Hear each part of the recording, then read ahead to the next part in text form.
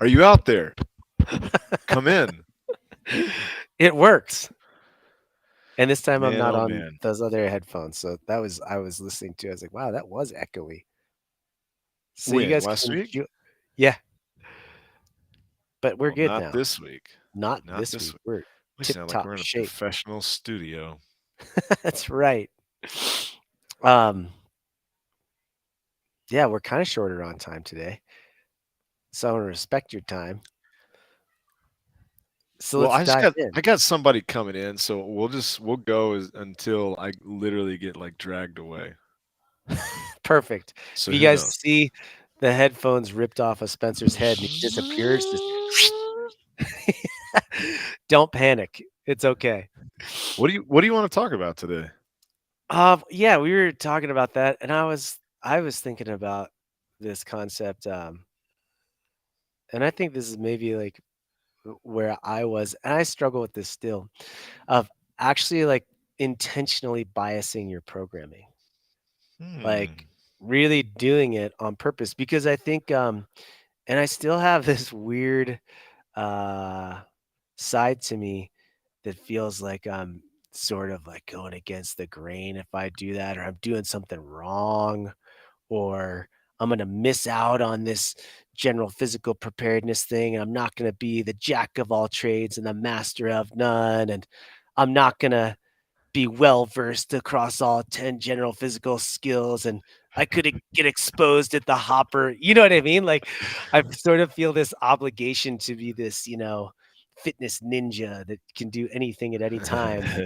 Um, but at the same time, I think that sometimes intentionally biasing our program can do one of two things. Um, it can actually make us, if you think about like periodization and nerding on programming, it could potentially make us a more well rounded athlete, depending on how we approach it. Um, but I was thinking about it in my context. I think it can actually help with like longevity, and it could actually help with keeping me in it for the long haul and doing things that I really enjoy to do. Um, yeah, so I thought, why not talk about that? Because I think sometimes maybe if you're like, maybe I'm the only one on the planet, but if you feel bad about biasing your programming, maybe you shouldn't. Oh man, what a great topic.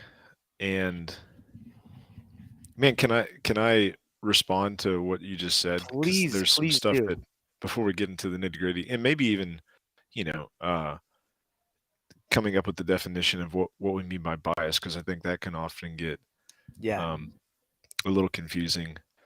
But that so here's what I know to be true: that you can only stress so many things in your life, and then as a smaller microscopic view of how you train. Now, this is tricky, especially from the CrossFit pulpit, where we sat for over an hour just talking about like, man, how awesome it is for us all to be balanced. But the actual process of that does not look like an equal distribution of all things all at the same time. Now, it's a little misleading because I think when you're a beginner athlete, you will respond to oh anything. yeah, And so, because CrossFit, in its exposure to so many different energy systems and movements, for anyone that starts, it gives you almost this godlike belief that anything that you do, you will progress with. But that's not how exercise science works, and it's not how your life works. For example, I can't I can't ever do everything that people want me to be good at. I can't be this like world class dad and spend all the time that they need, this world class boss, this world class athlete, this world class building owner. Like at some point I have to like channel my focus. And from a training standpoint, and here's the analogy, there has to be adequate stress, right? Um, in order for there to be like a change. And in yeah, order for that stress to be there, it means that, and here's maybe a crappy way of saying this, you have to decide what you're okay failing at, because you have to focus on that one particular thing, or you know, realistically maybe two or three things, but it can't Mhm. be all 10 of those things simultaneously. And so in my mind, the abstract of that sounds so true, but the application of it is literally impossible. It's literally impossible to make progress if you're not a beginner across the Yeah. board in everything. So I guess I'm saying that because I don't believe there's a way, after you've been training for a certain amount of time, that you can see any progress without biasing.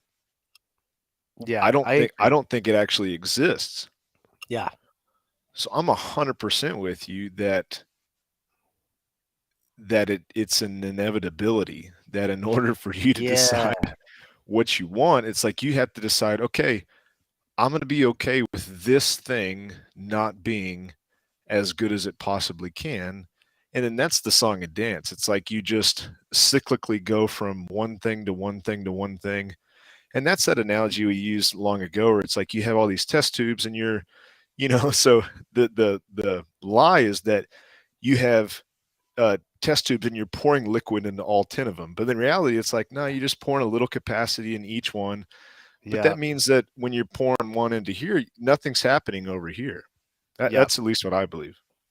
No, I agree, and I think the trick really, I think you nailed on the head is saying if you're a beginner athlete, there is this phase, and it could be years, right? If you don't have much of a training background, or maybe you have a really biased training background where you were a heavy endurance athlete or heavy strength athlete, or you've never done anything at all. There is a period of literally like years where you just show up and you go to this class and you see results everywhere. Hmm. You're losing weight, you're increasing endurance, your strength is getting better, or maybe it's coming down from a powerlifting aspect, but everything else gets better and your mobility increases or whatever. But there does come this point, and I think it happens to everybody. I don't think you have to be some uber elite athlete. I think we're just talking about the generally fit population in every gym, where if they really want to start to see this continual process of if we're sticking with real, CrossFit terminology, increasing our work capacity across broad time and modal domains, um, there is a there is the need eventually to have to bias our programming in certain things, and that might come years down the road or it might come months down the road, but it will eventually get there. Um, and I think if we don't look at it like that, it can almost be confusing or like a letdown when you get to that point, because then you start to think that the program doesn't work because I'm not constantly setting PRs or decreasing my time. And this is even inside of a perfect homeostasis, where we don't have any outside stressors in life and Hmm. work, and my Hmm. nutrition's perfect, and I'm always sleeping 8 or 10 hours a day. Um, it kind of comes for all of us, right? And that's okay. So I think you're left with two choices is to say, cool, like this is as much as I'm gonna get out of this, right? And I'm good with that. Like I'm good with where I am, and now I'm gonna kind of maintain, right?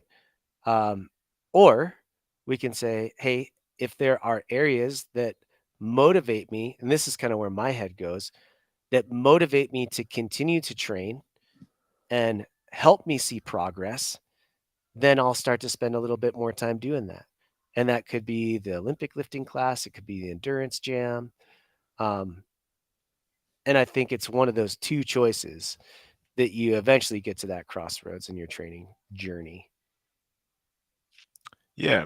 So give me some examples of what you mean by bias, or, let's say that we're not a brand new beginner. And so now it's not true that anything that you throw at somebody, they'll progress. And so what, for somebody that's maybe hearing this for the first time, or hearing in this way, like how would you guide them towards the actual application of that? It's a good question. And I think of like myself in this situation, right? So what I enjoy is seeing progression. I really thrive off that. I love being able to see that. That is not possible in my fitness journey anymore because of my experience, right? So when I stood on the games floor in 2014 for the last time, I'm not going to progress to be a better athlete. It's just not possible. That was 12 or 8 years ago. And I was more fit then than I am now in the CrossFit term, right? Of increased work capacity, da da da. But where I do see progression is riding my dirt bike, riding my mountain bike, spending time on my dirt jumper, um, starting to get out on my skis more. That those are the areas I see progression. So for me, when we talk about training and biasing, this is way different than probably what the way that what you would have thought the answer would be. I'm okay letting go of, Olympic lifting heavy anymore. I just don't do that. I'm okay, to see my back squat number go down. I'm okay that my Fran time has gotten slower. I'm okay that I don't really ever log my workouts and track my times because I don't care. I'm okay What? with a lot. What? How do you know you're progressing though?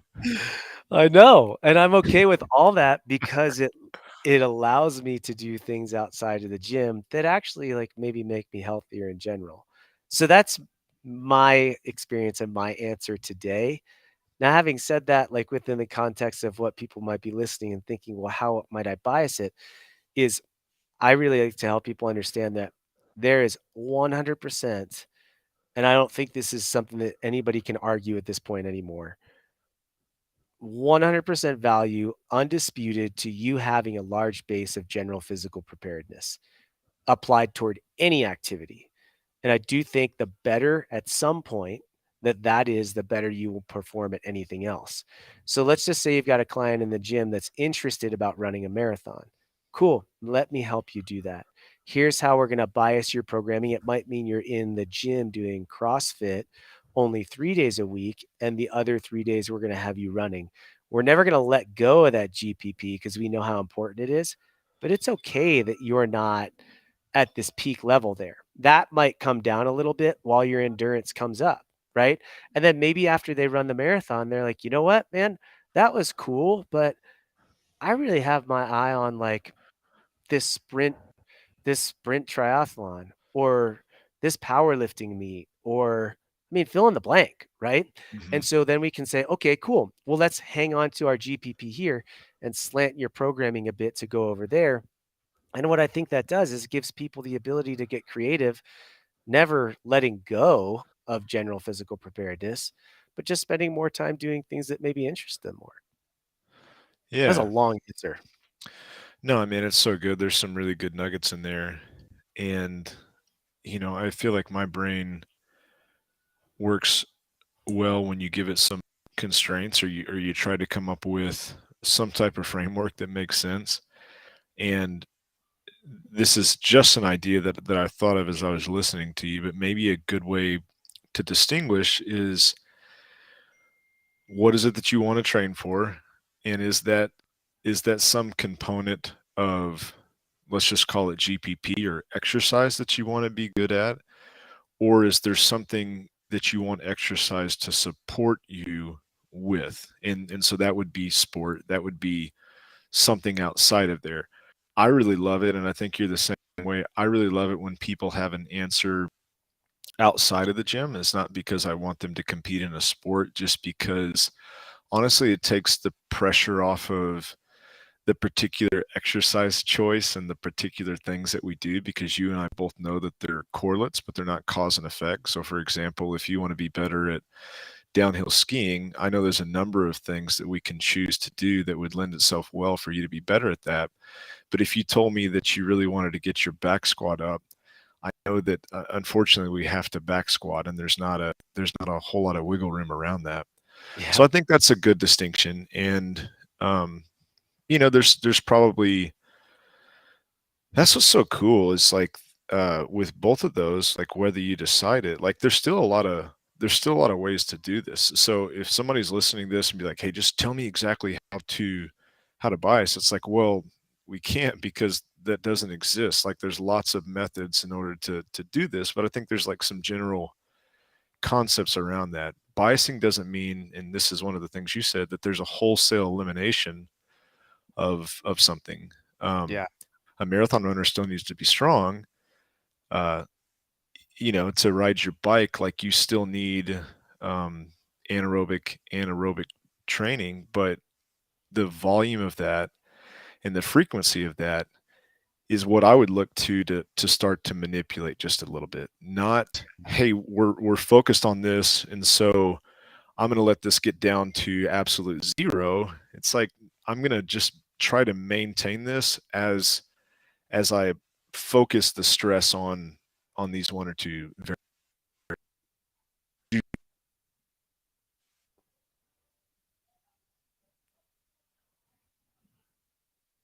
No, I lost you. Say it. Oh After one of man, those one or two it's variables. I got you. Now I got you. Say I heard the last thing you said was after with one of those one or two variables. yeah, but to not completely let the get down to zero. So you have to you're not saying that you want to completely eliminate one thing to get better at another. Yeah. And I think that's the difference between being a specialist, right? Is and I think sometimes people assume that biasing means that you are a specialist. There's nothing wrong with that, right? Because there's still a base level of fitness that you have to have in order to be an accomplished specialist. It's just it really depends on what it is, right? And so I go back to the conversation that you and I had a few weeks ago that I really enjoy. And when I look around the gym, it just kind of makes me smile if I see it happening. Is just that original old school CrossFit Santa Cruz where you had like just like you said, you had Rob Miller who is like the climber in there doing his thing. And then like Eva T was doing her thing and she's like way into Olympic lifting at the time. But then you've got, this dude like Ronnie Boos who's just like all about CrossFit. And then you've got like it just was like this eclectic crew of people all finding the benefit of the training method, but expressing it in their own way. And it's Yes. because this whole competition thing didn't exist, so they couldn't even get wrapped up in this concept that, well, unless everything within my exercise domain is increasing, I must be doing something wrong. It was, I think, actually completely opposite. I think it was like you said, not getting lost in the form versus function, but saying, okay, this is what this thing is giving me, and I am expressing it in these ways. And now I think one of those ways could be competition. That's an option, right? But that's the easy trap that people fall into. And that is just the assumed expression and end state of this fitness thing that we do is being really good at exercise. But it's like, at what cost? So, Man. right? So it's I put up a thing on I put up this thing. I think I really agree with it. I posted it on our social media for the Spiel programming side. This is like super, janky. I'm just going to show it to you, but we've talked about this. I actually like really believe in this concept where it shows like that sick, well, and fit thing, but we can actually exceed fitness and like start heading back towards sickness, which we've talked about. But don't assume that the end state of exercising the way that we do is to be the best exerciser. It could be to give you something completely outside the domain of exercise. Man, after we talked about that and you showed that to me the first time, um, I heard somebody say something that made me like go down a rabbit hole of that particular concept. And there's a name for this. It's called a hermetic curve. It means Whoa. that in certain initial amounts, it's really good for you, but in excessive amounts, it'll kill you. And so, it's like an ice bath, like Yeah. in the right amounts, like, man, it's super healthy. But if you stay in there, like, you'll die, it's like, and I was like, oh, that's what it is. It's like we were originally taught, like, well, if you keep getting fit, life gets really good. And you just kind of it's like there's no end point. It's like just an excess. But I think another way of thinking about that is, if fitness is just one point in all of the things that you need to focus on in your life, Yeah. you can get to a point where you're so good at exercise that your life sucks, Totally. right? And Totally. I think that's the thing that, uh man, we should probably be the prophets on. It's like, this super wellness, you're so imbalanced because you've only considered this one data point. And that's why I think it's so beautiful to be like, what's this for? Like, what's the point? Because then it puts it into check. And that's why, God, I wish people could have gone to that Santa Cruz gym Yeah. in the period that you described. And here's why: because everybody's identity was wrapped up in something else. Yes. Nobody was there, maybe except for Ronnie, but nobody there, maybe except for Greg Amundsen, but Yep. not initially, No. right? Initially, everybody's like, "Hey, I'm a surfer, but I'm here." Yeah. And so when competition happened, which it did happen, there were such restraints on how deep you could go into that, because to go beyond that would be to sacrifice the whole reason that you were there in the first place. Like, it just didn't make sense. Like Rob Miller as an example, it's like he was super fit, but you could Yeah. tell that he was savvy enough to know that there was never going to be a point where he would be so obsessed with this that he would stop rock climbing. Yeah. I 'Cause mean, that think was about like that just for a sec. Yeah, I but love he it still so saw the much. benefit.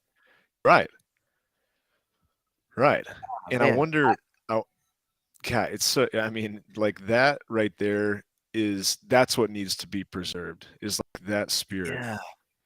Totally. Because I think that brings things back into a perspective of saying, "Hey," like, it helps answer the question of why are we doing this? I think it also helps guide the training so that it's purposeful and it's not just based around this constant perpetual time decreasing, loads increasing. It's just not realistic, right?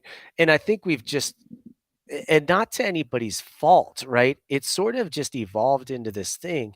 But I think what stopped happening is people just asking these questions and saying, okay, well, now that we are 20 years down the road on this thing, what's it look like? I would be really curious. I would be really super intrigued to find out what's the retention of just the general population that started CrossFit around the same time that we did. This, like, early, 2000, 2005, even Mhm, 2010. For mhm. the whole population that has been to a CrossFit gym, experienced the training, whatever, what's the retention? How many people are still doing it, right? And, like, if they are, which I think is a valid question, if they are, what does it look like? Because if we don't ask those questions and we don't allow ourselves to find this path of either biasing our programming towards certain things or having a correct level of expectation on how long I will be able to increase my work capacity, how much intensity can I handle as I age, all of these things, or how do I use that to set myself up for success when I'm younger? There's just a lifespan to it. You Mm, cannot you just cannot expect to see that, and it's sort of glossed over in the "What is Fitness" lecture, right? It's sort of, well, hey, there's this ownership that, we talk about, across broad time and modal domains, and then when we add health, we add over a lifetime. And then you know how you draw the 3D curve and it's like, well, at some point, we're going to peak but the goal is to hang on to that as long as you can. It's like, what does that even mean? But how does that look? Like, how does the back half of that curve look? Because guess what, bro? Like, assuming we live to 80, 85, the back half of that curve is way longer than the front half of that curve, Mm. right? I think it is. Yeah, how do you mean? So let's say you start training, even someone like me, right? I started lifting weights when I was like 13. When you were like 5? Yeah, right. When I 13, I started playing sports, right? And like I started training, I would say in the gym fairly seriously at 14 to be good at sport, not Mm, exercise, like to mhm, be good at sport. mhm. By the time I got through that, I started like trying to be a good exerciser when I was 26. That's when I was trying to be the best exerciser in the world. And that lasted me 10 years. So for 10 years, I was able to put the screws to it and be the best exerciser I could be. And after 10 years, I hit my peak and it faded. So assuming I go from 36 to 80, that's another how many years? 44 years. So 10 years of my training life was for peak performance, and now I have 44 that are for a maintenance phase. Hmm. Like what the do you know what I'm saying? Yeah. So how does that look and how is that expressed and what does that look like? And that's curve is different for everybody if we use that theory, right? It could be different time allocations. But the maintenance phase of our training, if we live to 75, 80, is longer than the development phase, right? Yeah. Yeah, man, that's heavy. And I just like thought of that now. It's not like anything, but I'm just thinking like how is it expressed? Yeah, well, the only thing that jumps to my mind is exactly what we're talking about. Like I'm trying to come up with like another analogy. I can't think of one, but it's just like to get good at exercise just for the sake of exercise. I think you probably get there a lot quicker, like you said. Like you feel in your mind that you were as fit as you possibly could be in 2014. Like there was no stone left unturned. But that would be like getting really good at writing all of your letters, but all you do is just like practice your penmanship instead of like, I don't know, like write a book or something like that. You know what I mean? Yeah, yeah, yeah, yeah. It's like the thing that you're trying to do like can only be expressed so far. And I would even say like the games give the common person an unrealistic expectation of what that looks like Mm. because at the games like you are actually able to express it in different ways, like it's a cool smattering of different tests, and so it almost Yeah, feels like, true. oh, you know what, we train like this so we can go do that stuff. But what I would say is, hey man, you're not actually doing, like, you're just working Yeah. out more. Right, and then, like, occasionally at this competition, you get thrown outside your comfort zone and had to do this cool event where, like, you ran down the beach and then did a cool swim and did some thrusters with kettlebells, and had to do that twice. Like, how many times do Yeah, you do that every day because it's just part of your training routine? yeah, Or, like, how many people do that 3 times a week because they live at the beach? yeah, I don't know. I just think there's so much it goes back to what we said before. It's like, you know, the territory is so much bigger, and yeah. exploring that through biasing your programming a little bit might just be what you need. Yeah, and here's, so I don't know if this is right or wrong. This is just the answer that I've come up with right now. Um, for a while there, I kind of poo-pooed on intense base training, and maybe that's just because I was a little burnout. Um, Sure. I realized, like, no, you know what? That's always going to have like a time and a place.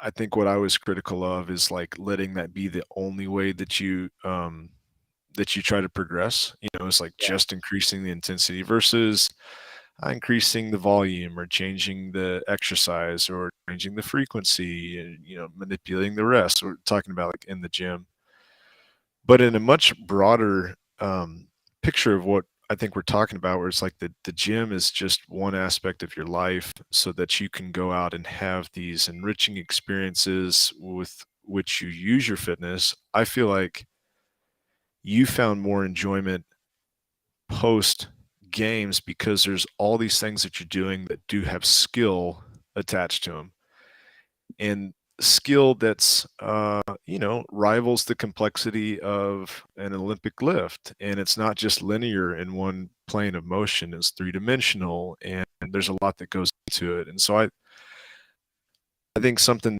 if we're looking at like what the territory is versus just the map, it's like the gym allows you to work these raw components. And in the gym, you can start to prioritize one or two, maybe three things that you think, man, there's going to be a lot of bang for my buck here. Like these are some KPIs. If I want to be good at jujitsu and riding my bike and surfing, like, okay, here's a few things that I know I'm not going to get ripped off on. Yeah. But then outside of that, you do want to be balanced. You do want to continue to work, the really really short high power stuff, and you want to get your heart rate up, and you want to mix it up, almost as like the after action report of those priorities. But then where it gets really fun is that you're going to allocate several hours to a very, what Phil Maffetone would call the zone two aerobic work. But really, that's just doing your sport, right? We could Yeah. categorize that as exercise, I guess. But really, it's just you riding your bike or me, attempting to do jujitsu. Like to you and I, and here's something that we can just, call a spade a spade. We don't really consider that exercise because we Yeah. have we have something that we know is so much more gnarly that we can participate in. Yeah. But for the rest of the world, they consider that exercise because they don't have Yes. anything that they can graduate up from that. And so I think that's a really cool way of saying, like, you know what, like, yeah, I'm getting exercise here, but I don't really think of it as exercise. I just think of it as Yeah. fun, and I think of it as like the acquisition of skill. And maybe like time under tension too. You know what I mean? Yeah.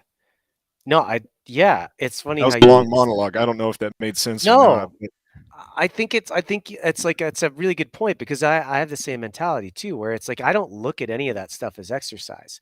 no. I could if I really biased my programming to say, hey, I want to ride the Park City Point to Point, which is like a 75-mile mountain bike ride, and then I allocate 1 to 2 days of my training a week toward that as a supplement to that. So I would then start to say, okay, that's exercise, but like the other night, I went and rode my bike and I wasn't thinking of it as exercise. It was just an expression of it and enjoyment. And again, acquisition of skill, progression. Um, Mhm. and I think it's good to recognize that and own that because when I do hear people and it's almost weird when I hear people talking outside of our community, I remember multiple times being on the trail and hearing people like, "Yeah, I just love getting my exercise, riding my bike." And I'm like, "That's weird, man. Like, it's not exercise." Yeah. But for so many people in my community in Park City, riding their bike, skiing, hiking, Nordic skiing is exercise. For me, it's just like an activity, you know? Yeah. So Yeah. even defining how we exercise, right? Because I do think that what we do when done right gives you are a more well-rounded, better athlete than the person that just rides their bike every day. You just are. It's the reality of it. So I think it's cool that you say, no, there is a time and a place for intensity and, anaerobic training and time under tension and figuring out all these other things. But again, understanding for us what the purpose of that is, And then starting to, I think, even take it a step further, what I think would be one of the most, gosh, helpful things is start to think about the evolution of an athlete within the CrossFit world and owning the fact that, hey guys, for some of you, you might find that you have an interest in competing. That's 100% okay, right? And here's how you build up to be the best, highest performer that you can possibly be. And someday you will hit your peak and need to redefine what that thing is that motivates you to work out. And instead of it being like this perpetual, it just continues to go. We continue to increase our work capacity forever. It's like, that's not true, you know? Um, so then saying, okay, the next evolution might look like this, and just have people expect it and enjoy that season of competition and enjoy it for what it is. And then if, gosh, if you're a masters and you like competing, cool, but like at the expense of what? Or how Yeah. often are you in the gym? Or how does your body feel? Are you overall healthy? Like redefining what is health. Yeah. How you talk about the markers, right? We used to talk about, okay, well, like this resting heart rate and your cholesterol levels, your HDL, and we'll throw your Fran time on there. What about like general mood status? What about Yeah. quality of time outside of the gym? What about how do your joints feel? What about um, life How long experiences? does it take you to warm up? Yeah, yeah, like, we could still use the continuum, but, like, let's start to add some things to it to create a better picture to define what that wellness is, really, like, what really is it? Yeah. I mean, I think that as human beings, there's a few things that we're just prone to do. We're prone to, and we talked about this before, you're prone to enter into new communities and see, okay, what it is that people prioritize, and then, to just assimilate into that and not be an outcast, like you try to do those things. But then I think like, man, if that becomes who you are, like there's just nothing you can do with that except for just exercise. And so, somebody, this is being maybe more transparent than this podcast asked for, but um, so a coach came up to me and said, when will I get to the point where I look in the mirror and I really like the way that I look? And I said, never.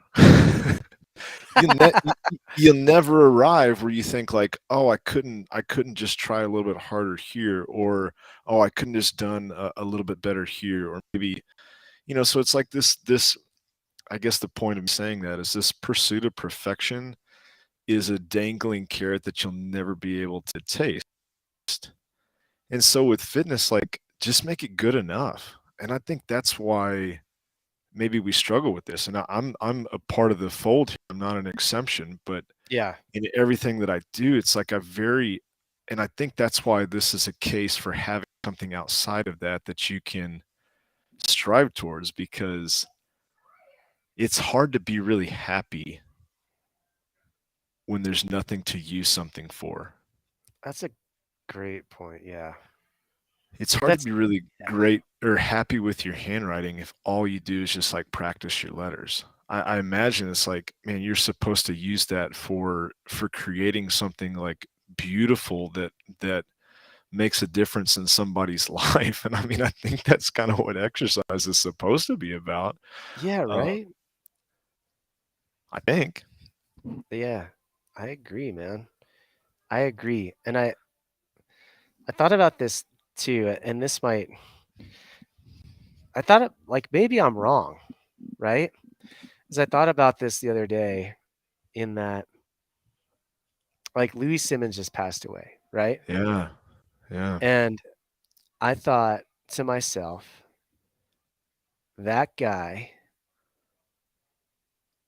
put his heart and soul, his being into not just being the strongest human possible, but creating them. So I think, and this is like out of respect when I say this, right? I think Louis might think we're nuts when we have these conversations because his world, his life was making people strong. Like, that was it, right? I mean, I didn't know him well. I went to a seminar. So it's like I wouldn't say I would know him personally, but I think about that, and I think about him and how passionate about he was about that, and I just then I put the lens of, like, CrossFit over that. I just don't think it's sustainable, man. Like, I just don't think that me personally, it's not sustainable, nor would I find fulfillment or happiness if I was still trying to chase after the mentality I had in 2014. Mm. Personally would be a broken human, like physically and mentally. I would be so defeated every day. And without that shift of identifying why I'm doing it and what it gives me, I would be like severely depressed. Yeah, I I don't know. agree with you. I was thinking that, so much of what I struggle with is like being fixated on what's yet to come. And I think that's why I'm addicted to exercise because I think that I'm putting in these credits that I can debit later. And so a lot of the satisfaction I get from exercise is knowing that I've done something today that in the future I will benefit from. Yeah. And the reason that I think I've gravitated towards these activities outside of the gym is because I just do it to do it. And, it's like I'm gonna go ride my bike later today. I don't I don't have anything beyond that. I'm not doing it for something else. I'm just doing it to do it. Yeah. And I think I can get wrapped up in, well, I'm this tempo in this bar position because I want it to make me stronger. But I know that that's not instantaneously what I'm gonna get. It's like same thing as a bank account. And I wonder, man, if this was my last day on earth, what would I do? I think I would still exercise, but I think just like I would try to create something that made me feel. And just because I know I like feel better when I do that, because like those days where you don't, Yeah. I feel like mentally I'm not quite as sharp as I could be. And my Yeah. body feels better when I sweat and all these things. Like I wonder if there wasn't this perpetual future I was trying to prepare for, like how I would do it. I don't think that I would just be a hedonist and drink margaritas all day. Like I still think I'd want to Yeah. be in the gym because I like it and Yeah. Yeah. and I'd I want agree. I'd want to do stuff. But I just wonder like if there was no tomorrow, like when would I say, you know what, that's good, that's enough. Yeah. Let's go on to the next part of my day. You know what I mean? Yeah. Totally. Just food for thought, man. I hope it maybe everyone thinks we're nuts, but I hope it lets people think. I hope it gives people a chance to maybe just reevaluate, take a breath of fresh air, and just remind yourself that, hey, you're not jumping ship. You're not abandoning something that you love or a community that you think is great or a training method that you know is effective in some form or fashion just because you're pursuing other things. And like, in fact, you might be creating the opportunity for you to do it longer by just taking a step back and letting it giving you some other stuff outside the gym, you know? Yeah, man. I'm gonna keep going back to Rob Miller. That guy was such an inspiration to me when I first started. Yeah. And I wonder what he really sucked at. I wonder what he Yeah. said. Well, yeah, I'm okay failing here. Um, Like, no sweat. No big yeah, deal. it's like, yeah, no big deal. I wonder what it was. I don't know. I wonder where he is now. Crazy. Yeah, but I mean, that's like such a great, like lighthouse for what we're talking about. Because Yeah. if anybody listens to this, like look him up. Like he was a legit like big wall climber, Yeah. right? I mean, Yeah. still is. I think he's still alive, but Yeah. I mean, super lean. You could tell like he took his health seriously, he took his fitness seriously, but it was just all in support of stuff outside of the gym. Yeah, Hmm. for sure. Well, I don't know if we gave him any, tangible nuggets for how to bias, but I think we came up with a compelling argument about why you should. Maybe next week we'll talk about how to. Okay. Yeah, I'll think about that this week. Like maybe, hey, if somebody wanted to do this, here's the framework that I would, we kind of touched on it, but I bet I could think through it a little bit better and be more concise. Agreed. But I wouldn't All want right. that. That wouldn't be as good.